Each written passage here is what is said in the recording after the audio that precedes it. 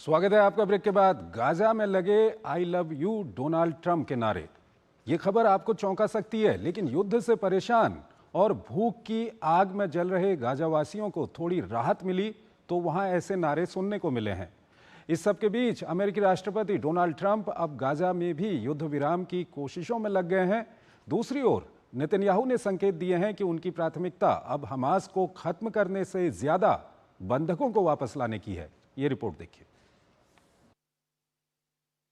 Iran Israel संघर्ष विराम के बाद ट्रंप की अगली योजना गाजा में शांति लाने की है।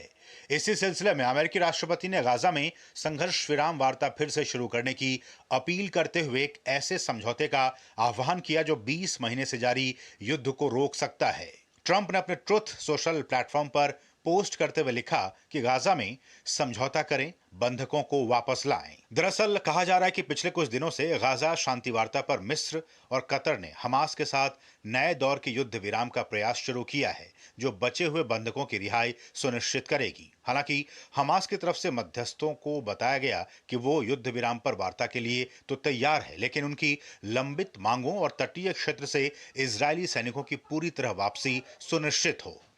वहीं दूसरी तरफ मध्यस्थों के सामने इजरायल ने शर्त रखते हुए हमास को पूरी तरह हथियार डालने की बात कही है। हमास के एक प्रतिनिधि महमूद मरदावी ने आरोप लगाते हुए इजरायली पीएम बेन्यामिन नेतन्याहू को समझौते की राह में रोड़ा बताया। हमास का आरोप है कि नेतन्याहू केवल 10 बंधकों की रिहाई वाले एक अस्थायी समझौते पर अड़े हुए हैं। इस बीच इजरायल के प्रधानमंत्री बेन्यामिन नेतन्याहू ने भी कहा है कि ईरान में सैन्य अभियानों के बाद कई अवसर खुल गए हैं, जिनमें गाजा में बंधक बनाए गए शेष लोगों को वापस लाने की संभावना भी शामिल है। दरअसल ट्रंप की अपील के बाद नेतन्याहू ने स्पष्ट रूप से हमास की हार की तुलना में बंधकों की वापसी को प्राथमिकता दी है। नेतन्याहू का ताजा बयान इस बात का संकेत है कि इजरायल अब बंधकों की रिहाई को प्राथमिकता दे रहा है, क्योंकि उन्हें इसी मुद्दे पर न सिर्फ देश में विरोध का सिलसिला झेलने को मिला, बल्कि कई बार तो वैश्विक स्तर पर भी आलोचनाओं का उन्हें शिकार होना पड़ा। बहरहाल व्हाइट हाउस के प्रेस सचिव ने एक वीडियो साझा किया जिसमें फलस्तीनियों ने गाजा मानवतावादी फाउंडेशन द्वारा राहत किट वितरित किए जाने पर अमेरिकी राष्ट्रपति ट्रंप के प्रति आभार व्यक्त किया। वीडियो में लोग आई लव यू ट्रंप और आई लव यू डोनाल्ड जैसे नारे लगाते नजर आए। ऐसी संभावना जताई जा रही है कि अगर अमेरिका सक्रिय मध्यस्थता निभाता है और दोनों पक्ष थोड़ा लचीलापन दिखाते हैं तो आने वाले दिनों में गाजा में संघर्ष विराम की नींव रखी जा सकती है। ट्रंप की सीधी अपील ने इस चर्चा को और तेज कर दिया है। Lieutenant general retired Sanjay Kulkarni हमारे साथ जुड़े हुए हैं, उनसे हम बातचीत करेंगे। संजय जी, ये जो हमने अभी दृश्य दिखाए हैं अपने दर्शकों को, गाजा में आई लव यू ट्रंप के नारे लग रहे हैं, थोड़ा सा चौंकाता है। ये क्या कुछ कहेंगे? बिल्कुल चंद्रशेखर जी, देखिएगा, अगर वहां पे रशिया और यूक्रेन में 1222 दिन की लड़ाई, तो यहाँ पे भी 630 दिन हो गए लड़ करके। और आप समझ सकते हैं कि फलस्तीनियों को कितनी परेशानी, 60,000 से ज्यादा लोग मारे गए, पूरा ध्वस्त हो गया गाजा पट्टी में तकरीबन कुछ भी नहीं बचा है।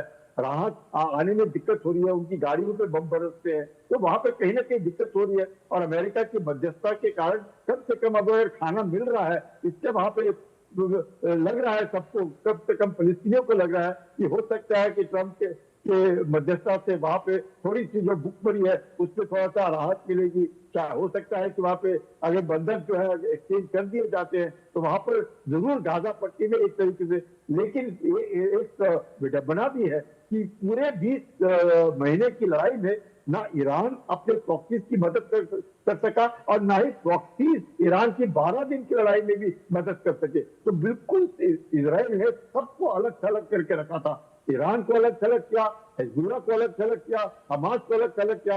हिजबुल्लाह के ऊपर जरूर मुझे लगता है जबरदस्त मार पड़ी। हिजबुल्लाह शांति में दिख रहा है, या उसके ऊपर भी मार पड़ रही है लेबनान में। ईरान सीज फायर में चल रहा है। हमास जो है अभी तक माना नहीं है, और हमास में जिस प्रकार से गाजा पट्टी में जबरदस्त प्रहार होने के बावजूद भी हमास, क्योंकि उनके पास इनके बंधक हैं, और जैसे उनका मानना ठीक है कि 10 बंधकों को लेकर के इजराइल लड़ा हुआ है, लेकिन अगर मुझे ऐसा लगता है कि हफ्ते के अंदर ही हमास सब बंधकों को रिलीज कर देगा।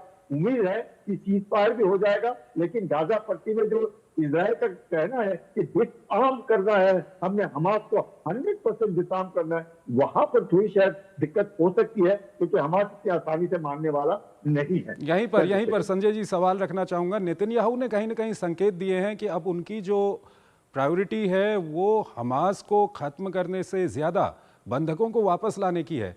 तो ये एक रास्ता यहाँ से निकल सकता है किसी तरह की शांति का, क्योंकि अमेरिका हमास से भी बातचीत कर रहा है और उसके अलावा कतर में हमास और इजराइल के बीच में भी लगातार कई चैनलों के माध्यम से बातचीत हो रही है।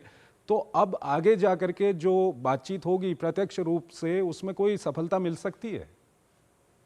आपका कहना ठीक है मिस्टर जी, बिकॉज इजिप्ट और कतर जरूर बैकडोर से कहीं ना कहीं मुझे लग रहा है हमास को टेबल पर ला रहे हैं, और अगर वहां पर मध्यस्थता हो जाती है और सीज फायर हो जाता है, लग रहा है कि माहौल सीज फायर का हो सकता है, क्योंकि उन्होंने देखा होगा कि ईरान जैसा देश वो तकरीबन ऑलमोस्ट घुटने टेक दिए, जब उन्होंने पलटवार किया ईरान ने, पर काफी नुकसान हुआ ईरान का। हिजबुल्लाह बिल्कुल ही शांत हो गया है, इतना कुछ कर नहीं पा रहा है, तो हमास को भी लग रहा होगा ये अब वक्त आ गया है। और फिलिस्तीनी भी जिस प्रकार से आई लव यू डोनाल्ड और आई लव यू अमेरिका शुरू हो गया है, इससे लगता है कहीं ना कहीं पे कि अमेरिका की मध्यस्थता से शांति बहाल होगी, और गाजा पट्टी में नरमाई जो है इजराइल भी दिखाएगा, और कम से कम अगर उसके जो हॉस्टेजेस है वो रिलीज हो जाते हैं, तो वो जो अड़ियल पना है कि हम हमास को बिल्कुल टोटल डिसआर्म कर देंगे, वो भी शायद मान जाएंगे।